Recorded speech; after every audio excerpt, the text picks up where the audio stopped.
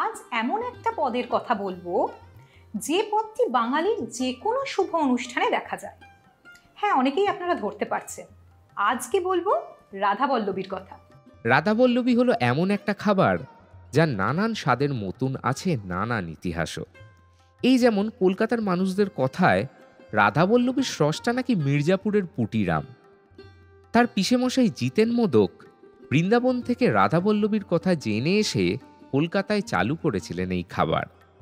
তবে ইতিহাস ঘাটলে দেখা যায় এই খাবারের উৎস কলকাতা থেকে প্রায় 250 কিলোমিটার দূরে মুর্শিদাবাদের কান্দি গ্রামে। কান্দি গ্রামের জমিদার সিংহবাড়ির রাধাবল্লভজিউ অর্থাৎ শ্রীকৃষ্ণের ভোগে পুর দেওয়া বড় লুচি প্রদান করা হতো, আর সেই রাধাবল্লভ থেকেই এই খাবারের নাম দেওয়া হয়েছিল রাধাবল্লভী। এছাড়াও এই খাবারটি নিয়ে আরও এক ইতিহাসের খোঁজ পাওয়া যায়। পশ্চিমবঙ্গের উত্তর 24 পরগনার খড়দার শ্যামাসুন্দর মন্দিরে রাধাবল্লভী প্রসাদের উদ্বোধন করেছিলেন স্বয়ং শ্রী চৈতন্যদেব। তবে যেই স্রষ্টা হিসেবে দাবি করুক না কেন, আজ এই খাবারটি যে আপামর বাঙালির পছন্দের একটা ডিশ হয়ে উঠেছে তা হয়তো বলার অপেক্ষা রাখে না। আর যেহেতু বলেছি এক যে আছে খাবার মানে কিন্তু শুধুই রান্নার ইতিহাস নয়, সঙ্গে থাকে রান্নার রেসিপিও। যে যেমন ঝাল, মানে একটু ড্রাই রোস্ট করে নিচ্ছ তুমি মশলাটা। প্রাচীন গ্রন্থ ঘেটে এমন দুটি খাবারের উল্লেখ পাওয়া যায় যার সঙ্গে রাধাবল্লভীর হুবহু মিল রয়েছে। একটি হচ্ছে গন্ধসোমা, অন্যটি বেষ্টনিকা।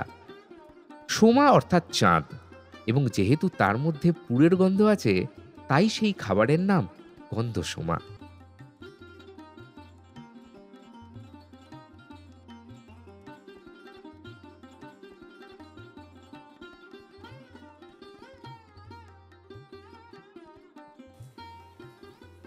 বাহ, মানে আমি আর আমার আর তর সইছে না আসলে, আমি আর অপেক্ষা করতে পারছি না।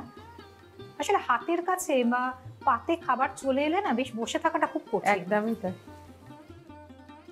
বাহ, প্রত্যেকটা বেশ একই রকম এবং সুন্দর, মানে বাইরেটা বাদামি হয়ে উঠছে,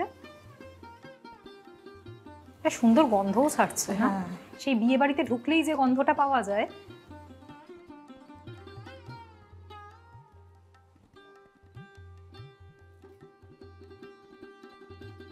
মানে এখন হচ্ছে চেখে দেখার পালা, মানে আমাকে এখন হ্যান্ড ওভার করে দিতে হবে। তো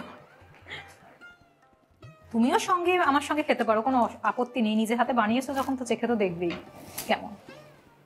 বাহ, রাধাবল্লভী একদম তৈরি।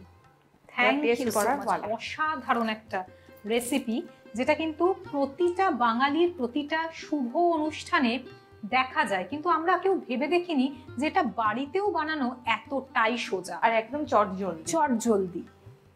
একটু টেস্ট করে দেখা যাক। আহা, কি অসাধারণ, একদম মচমচে, ভিতরে ডালের পুর। মানে এক কথায় অনবদ্য। 1.